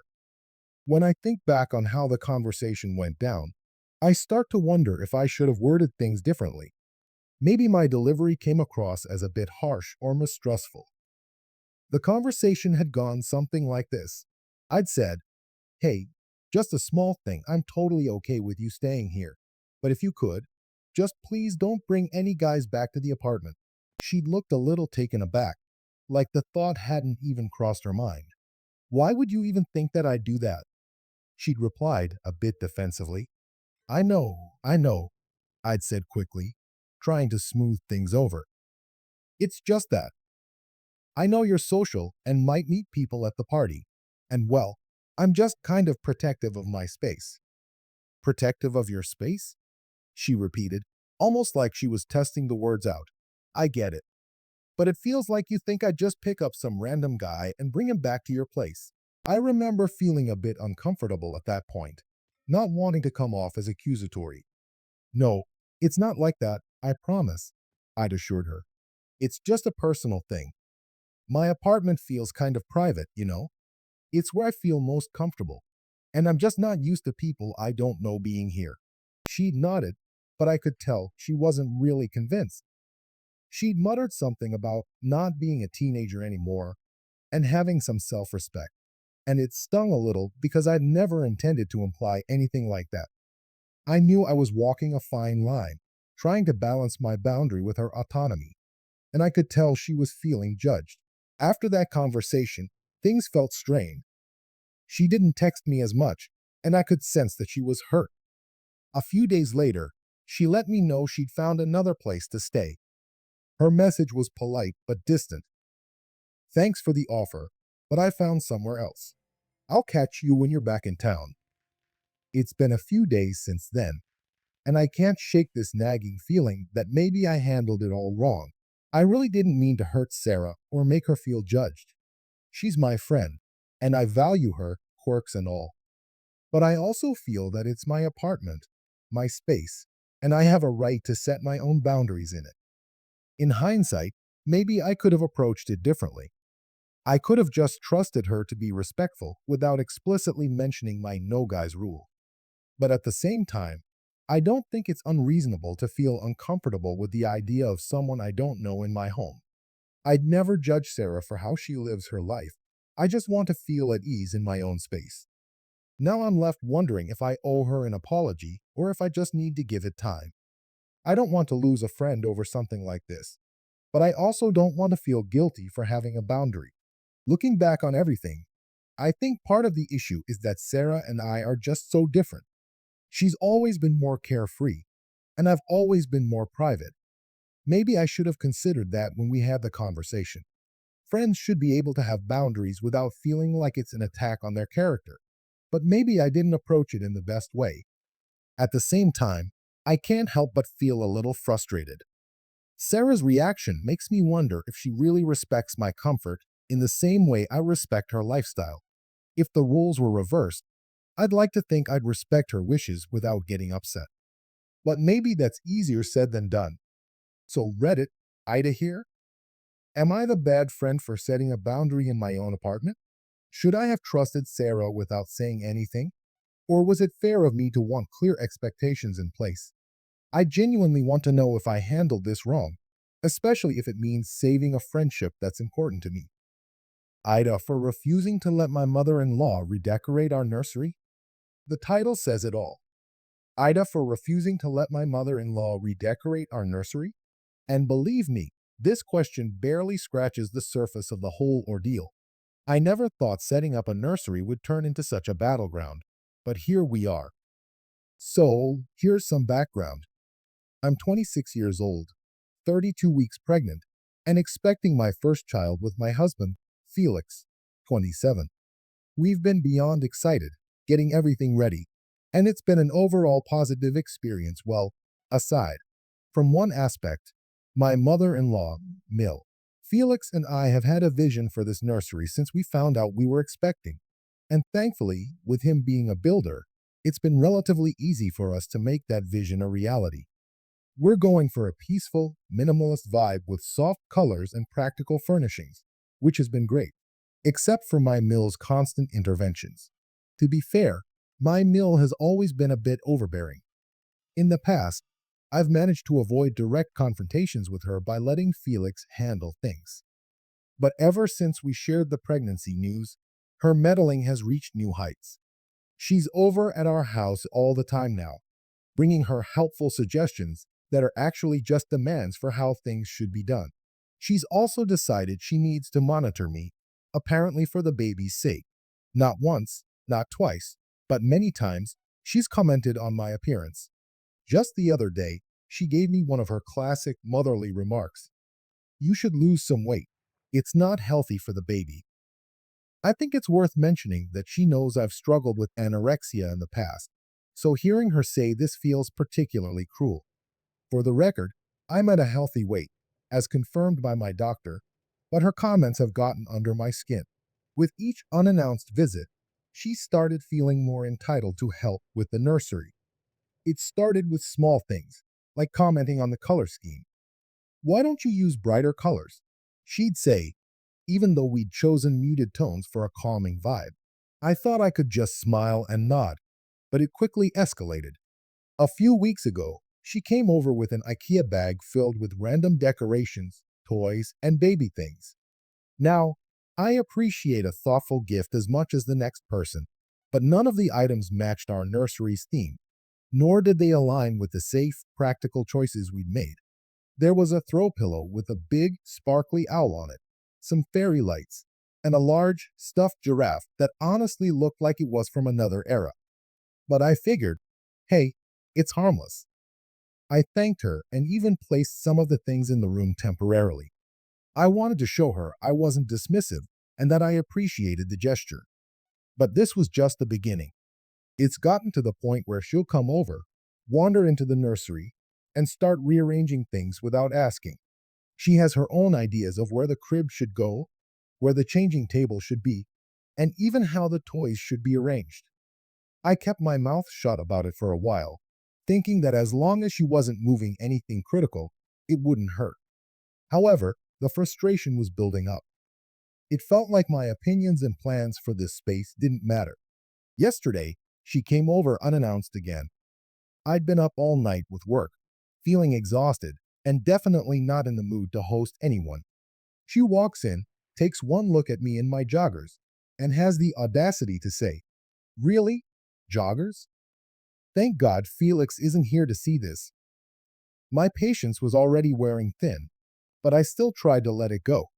Then, she immediately heads to the nursery, as she always does, and starts questioning me about why I'd removed the pillow she'd put in the crib and the fairy lights she'd hung up. I explained calmly that the pillow and lights were potential safety hazards for the baby. I'd read countless guides and spoken to my doctor about safe sleep practices, and loose items like pillows and string lights can be dangerous for an infant. But instead of understanding, she got defensive.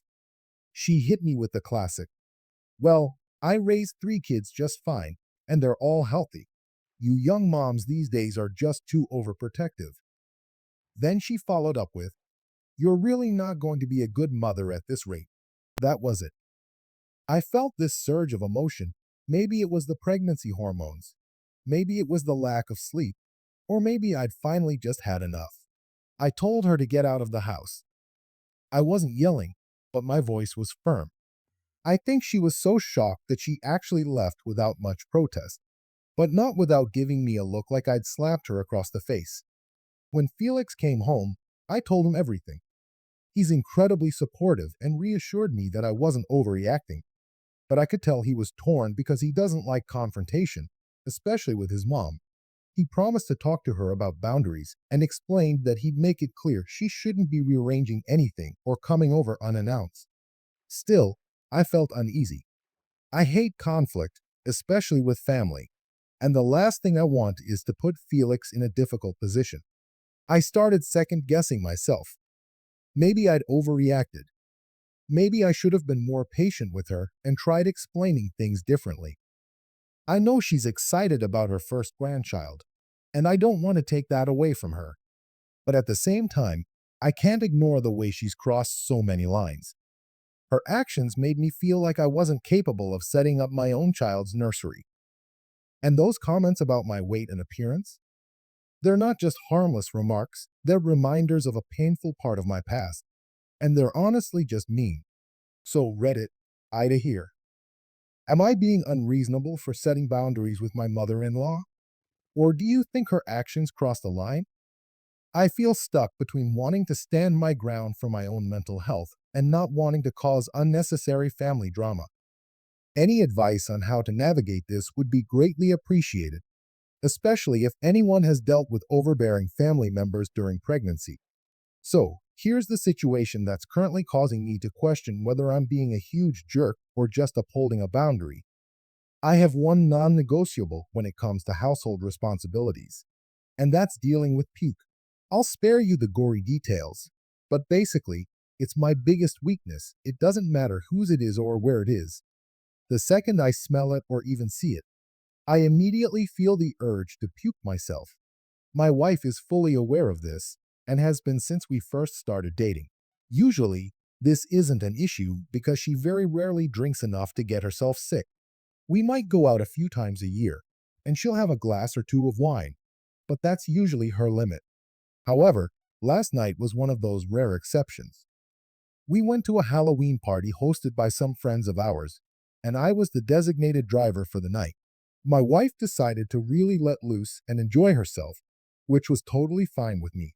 I was happy to be the responsible one for the evening, and it was fun watching her have such a good time. Over the course of the night, she polished off 2 entire bottles of wine. Not necessarily the best idea, but hey, it was a party, and she was clearly having fun, dancing, laughing, and just enjoying herself. We finally got home around 3:30 in the morning, and by that point, I could tell she was totally out of it. I helped her into bed and thought that would be the end of it. I was pretty tired myself, so I crashed as soon as my head hit the pillow. Then, at around 8 a.m., she woke me up, and from the look on her face, I could tell something was wrong. She looked pale, and it was clear she felt terrible. She asked me to help her get to the bathroom because she thought she was going to be sick. I groggily stumbled after her, half awake, just trying to support her to make sure she didn't fall or hurt herself. We made it to the bathroom in time, but unfortunately, she didn't quite make it to the toilet in the way she'd hoped. Long story short, she didn't manage to lift the toilet lid in time, and the results were disastrous. The puke went everywhere on the toilet, the floor, the walls, the garbage can, and probably places I haven't even discovered yet. It was as if a vomit bomb had exploded, and the bathroom was ground zero. I stood there in shock for a moment, taking it all in, and felt my own stomach start to turn. She looked at me, clearly in discomfort and embarrassed, and asked me if I could please clean it up.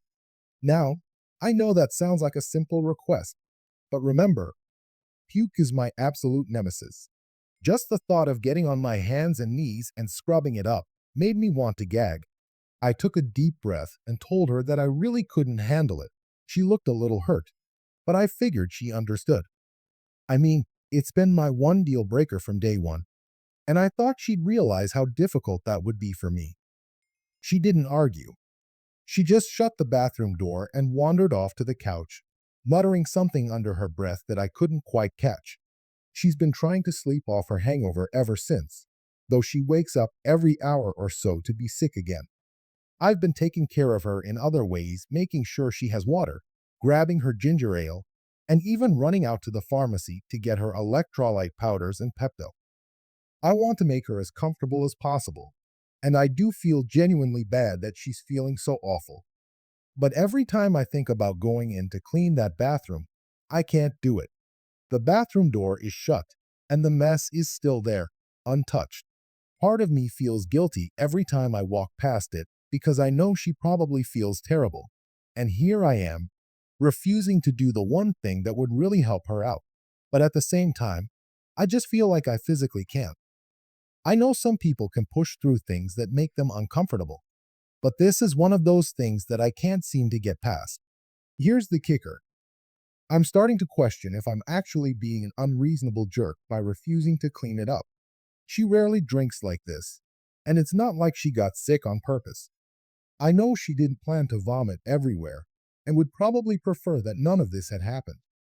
But I can't help but feel like my reaction is justified given my well-known aversion to vomit. When I told my brother about it over the phone, because who else am I supposed to ask about this? He laughed and said I was being a bit dramatic, but he also admitted he wouldn't want to deal with that mess either. He joked that if it were him, he'd pay someone to come in and clean it up. But obviously, I don't think that's an actual solution. It's just that I genuinely don't know how to handle it, especially when she looks so miserable. I'm torn between feeling like a horrible partner for not just helping her out in her time of need, and feeling like I have a right to hold this boundary, given my extreme reaction to puke.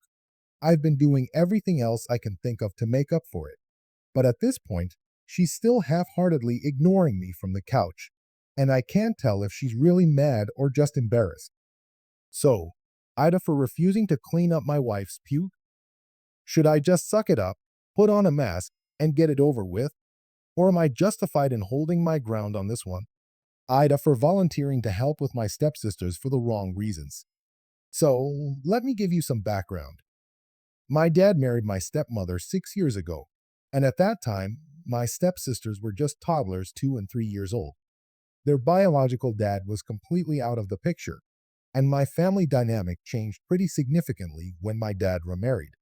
Before that, I was just dealing with my own stuff after my mom passed away, and the idea of having step-siblings was not something I really thought about. My mom died 14 months before my dad's wedding, and while I was still grieving, he was moving on with his life. Now, my stepsisters are 8 and 9 years old, and even though I've been in their lives for a while, I don't feel a strong bond with them.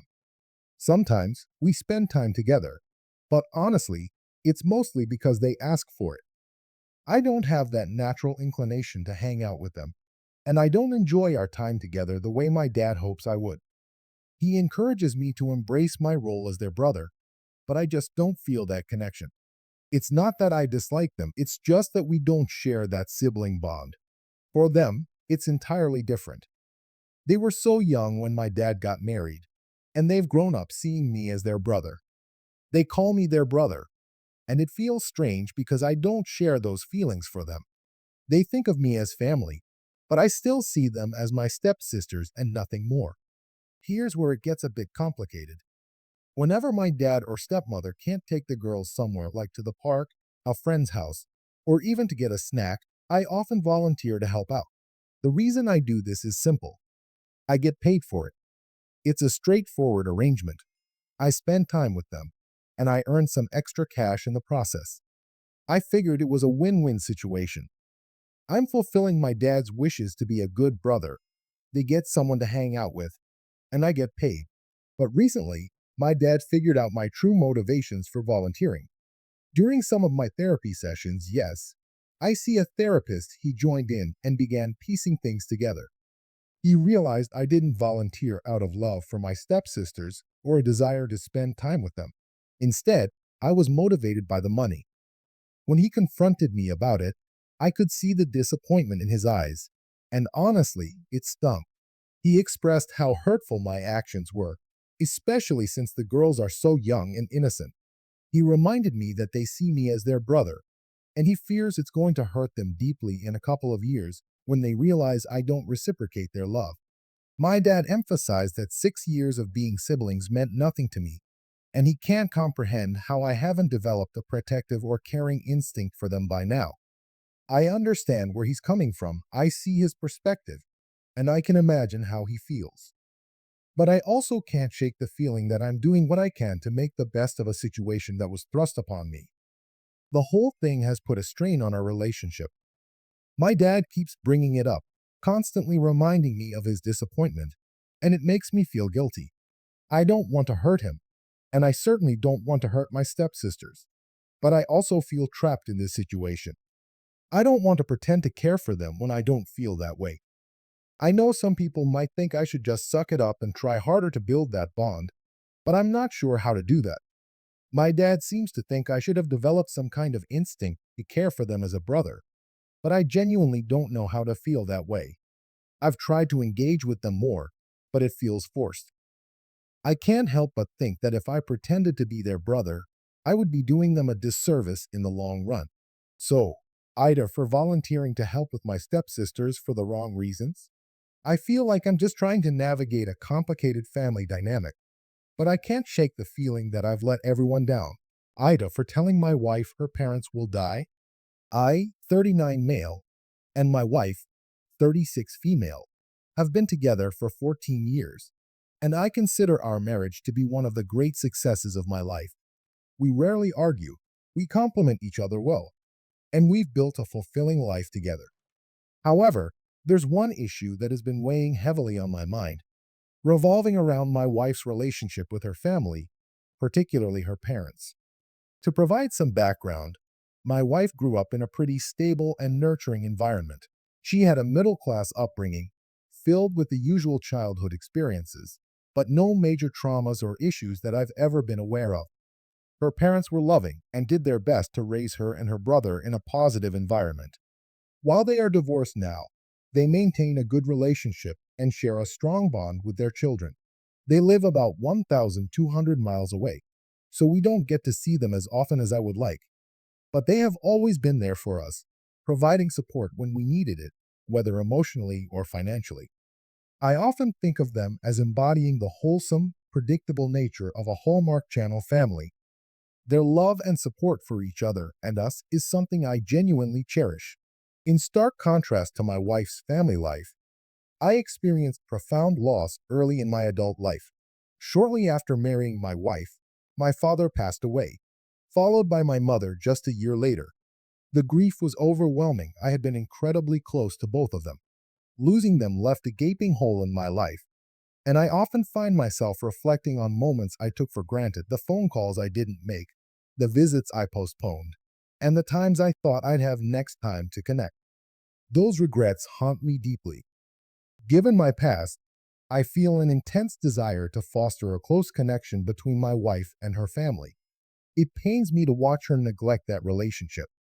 My wife tends to be distant when it comes to family communication. She often doesn't make any effort to reach out to her parents or even her brother. It's not that she dislikes them, far from it, but she just seems indifferent. Whenever I ask her if she's spoken to her family, she usually responds with a nonchalant, "I will later," yet that later never seems to come. There have been instances when her mother has expressed her feelings about the lack of communication. I recall one particular time when her mother remarked, "I know everyone is busy, but I wish my children would reach out a little more." That comment struck a chord with me. It felt heartbreaking. Here were two parents who had invested so much love into their children, and now they were left feeling neglected and unappreciated. I struggle to understand why my wife can't see the value in nurturing that relationship, especially considering how kind and supportive her parents have been to us. A few weeks ago, I reached a breaking point. After one of her typical responses of, "I'll call them later," I finally confronted her. I shared my feelings, emphasizing how important it is to maintain contact with family. I spoke about how much I miss my own parents and how the regrets of not reaching out while I had the chance weigh heavily on me. I wanted her to understand that I don't want her to go through the same pain I did. But instead of engaging in a meaningful discussion, she dismissed it, saying she didn't feel the same way and didn't want to talk about it. Then came the turning point. A couple of days later, her parents sent us some money to help with an unexpected medical bill. I was grateful and took the opportunity to thank them. In that moment, I encouraged my wife to reach out to them as well, reminding her that it's important to acknowledge their support. Yet, once again, she said she would do it later. Frustration boiled over inside me. It's hard to articulate the emotions that surged at that moment, but I felt overwhelmed. My heart raced as I snapped, "You know, they'll be dead someday, and there won't be a later." The moment those words left my mouth, I regretted them. I could see the hurt in her eyes as she started to cry. I immediately realized how cruel and thoughtless my comment was. In that instant, I knew I had crossed a line. I tried to apologize, explaining that my own baggage regarding my parents and my grief had affected my reaction. I genuinely wanted her to see the importance of reaching out while she still had the chance. But her response cut me to the core. She told me that she would never be able to forgive me and that she would always think about how cruel I had been to her. It's been several days since that heated exchange, and the atmosphere in our home feels thick with tension and unspoken words. I know I messed up, and I wish I could take back what I said, but my mind is still plagued by questions. Why can't she just make the effort to reach out to her parents? Why does she let weeks go by without a single word? I see her parents as loving and supportive people, and I can't wrap my head around her indifference. It's as if she's waiting for a tragic event to motivate her to reach out, but I fear that will be too late. I've tried to approach her gently since the incident, attempting to show her that my intentions were rooted in love and concern, but it feels like every time I bring up the topic, it only deepens the rift between us. I think about how I lost my parents, and the weight of that loss is a heavy burden that I carry. My desire to protect her from similar pain makes me vocal about my feelings, yet my words have driven a wedge between us. I've tried to communicate that I just want her to seize the opportunities she has now, but I'm met with walls. I see the anguish in her face, and I hate that I've caused her pain. At the same time, I can't help but feel that my concerns are valid. I just want her to understand the importance of family and how fleeting life can be. I've been left with regrets that I can never change, and I don't want her to experience that kind of heartbreak. Now I'm left grappling with the consequences of my words, wondering if I've irreparably damaged our relationship. Have I turned my genuine concern into something hurtful and cruel? Ida for telling my wife her parents will die? I never intended to hurt her, but my emotions overwhelmed me. And now I find myself regretting not just my words, but also the way I've expressed my fears and concerns. I'm hoping for clarity, not just for myself, but for my wife, too. Ida for being totally unfair to my mom's husband's family by not showing up for a family meal. I, 16 female, find myself in a complicated situation regarding my family, and it has been weighing heavily on my mind. My mom has been married to her husband, whom I'll call Ted, for 7 years now. My biological dad has been absent from my life for almost as long. Even before my mom married Ted, my dad was not a significant presence. He struggles with severe mental illness, which has deeply affected his ability to be a reliable parent. The last I remember of him, he was in a bad place, unable to care for himself, let alone for me. Despite this, I still love him and cherish the good memories we shared. Ted, on the other hand, tries hard to step into the role of a father. He provides for me and often calls me his daughter, attempting to create a familial bond. He even offered to adopt me, which I declined. I wanted to keep my relationship with my biological dad intact, despite Ted's encouragement to sever ties. The primary reason I didn't want to be adopted, however, is because of how often Ted disparages my dad. He frequently reminds me that my dad chose illness over me and that he has never contributed financially. Ted and his family often paint my dad as a crazy waste of life, which feels incredibly hurtful and dismissive of my feelings. The tension between these two sides of my life has become even more complicated after I developed a mental illness myself. Last year, I was diagnosed with OCD, which I had suspected I inherited from my father's side of the family. The signs were always there. I had strict routines and rules that others found excessive.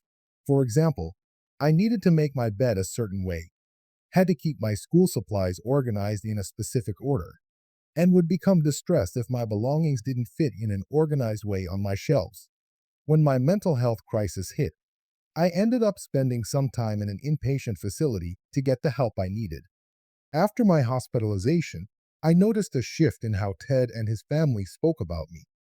They often discussed my struggles in a way that made me uncomfortable, suggesting that my decision to reject Ted was somehow causing my illness. It felt like they were blaming my mental health on my relationship with my biological dad, rather than recognizing that I was dealing with my own struggles, which had nothing to do with my familial choices. Ted would talk about how he could have prevented my mental illness if I had embraced him as my father. Recently, Ted's parents wanted to host a big family dinner, and I was repeatedly told by them, as well as by Ted and my mom, that my presence was desired. They expressed how important it was for me to be there, as if my absence would somehow diminish their family's unity. However, after careful consideration, I chose not to attend. I told them I couldn't get off my planner right now, and that was true. I had commitments and routines that I was adhering to. But deep down, I knew I couldn't face the pressure of being around Ted's family. When I opted out, my mom and Ted were not pleased. They argued that I didn't have trouble rearranging my planner to see my grandparents or my uncles and cousins.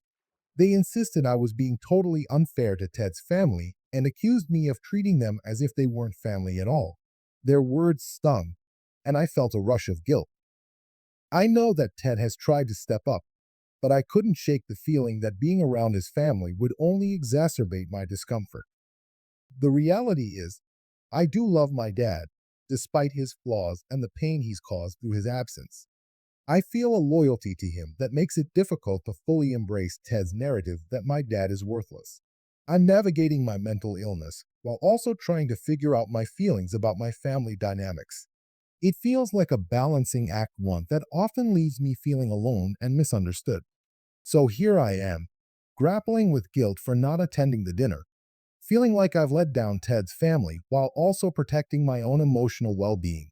I understand that they want to feel included and appreciated, but I can't help but feel suffocated by the pressure to conform to a family dynamic that feels forced. I wonder if I'm being unfair or if I'm simply trying to take care of my mental health. Ida for choosing not to show up for the family meal. I didn't want to hurt anyone's feelings, but I also know that being there might push me into a place I'm not ready to face. Ida for refusing to drive my coworkers home without compensation. I'm a 25-year-old male, and I work in an office where teamwork is emphasized. I've been at this job for about 6 months, and I've enjoyed building relationships with my coworkers. When I first started, I offered to give rides to those who needed them. The requests were infrequent at first, so it felt easy to accommodate them. I didn't mind making a few detours because I had an old but reliable car, a 1999 Ford Fiesta. It was my first car, and while it wasn't anything fancy, it was economical and barely cost me anything in gas. Fast forward to now, I recently had the opportunity to buy a new car, a supercar. This was something I had dreamed about for years, and I was thrilled to finally make that purchase. My old Fiesta was great for what it was, but this new car is a game changer. It's sleek, fast, and a head turner. My coworkers were excited too. They frequently compliment my new ride, and it's become a talking point at the office. However, as soon as I got the new car, the requests for rides skyrocketed. Suddenly, I found myself inundated with requests from coworkers who wanted lifts home. What had once been an occasional favor turned into a near daily occurrence. Initially, I didn't mind. It was fun to show off my new car and to help my coworkers. Plus, it felt good to contribute to the office camaraderie. But soon, I started to realize that while I loved the car, it came with new responsibilities, especially financial ones.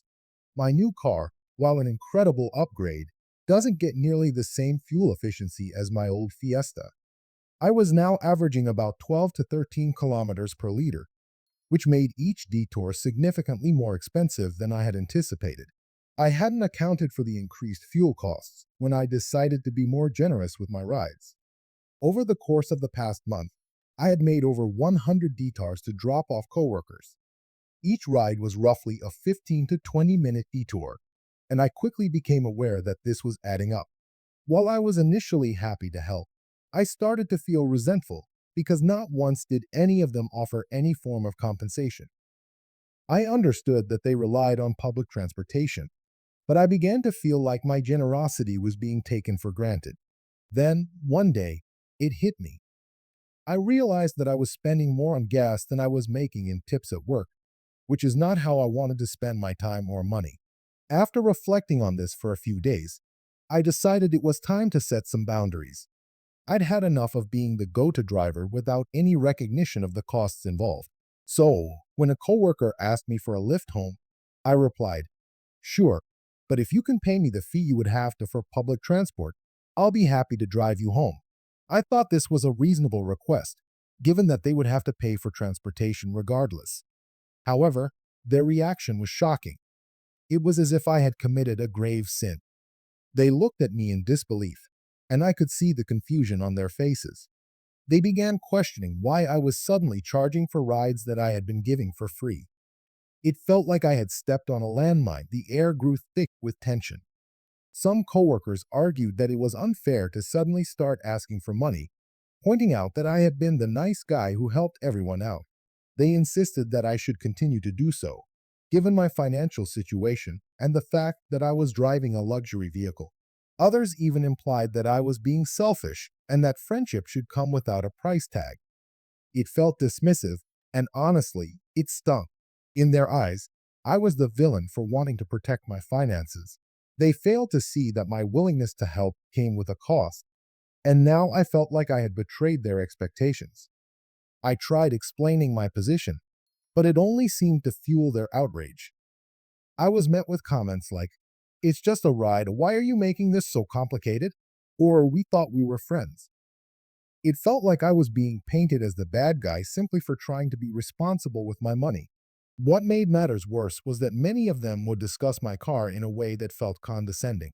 They'd mention how fortunate I was to have it, as if that automatically negated any concerns I had about spending money. I found myself torn between wanting to be a good coworker and the need to set boundaries for my own financial well-being. As I walked away from that conversation, I couldn't shake the feeling of guilt. Was I really being unreasonable? Should I have just continued to absorb the costs? It was hard not to feel bad about disappointing my coworkers, especially since I had built these relationships over the last 6 months. I wanted to maintain a positive atmosphere at work, but I also wanted to be clear about my limits. In the days following my refusal, the atmosphere shifted.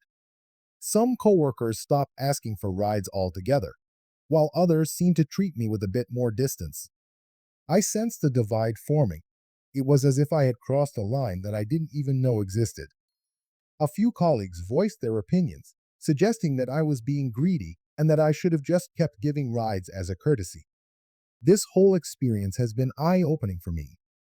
I've come to understand that kindness and generosity can sometimes be taken for granted, and that not everyone will understand when you need to set boundaries. I value the relationships I've built with my coworkers, but I also need to take care of my own financial situation. So here I am, feeling conflicted. I want to be a supportive coworker, but I also want to be fair to myself. AITA for refusing to drive my coworkers home without compensation? It's a tricky situation, and I genuinely don't know if I'm in the wrong. I appreciate the camaraderie we have, but I also feel that my generosity should be recognized and appreciated. Balancing kindness with self care can be challenging, and right now, I'm left wondering if I did the right thing.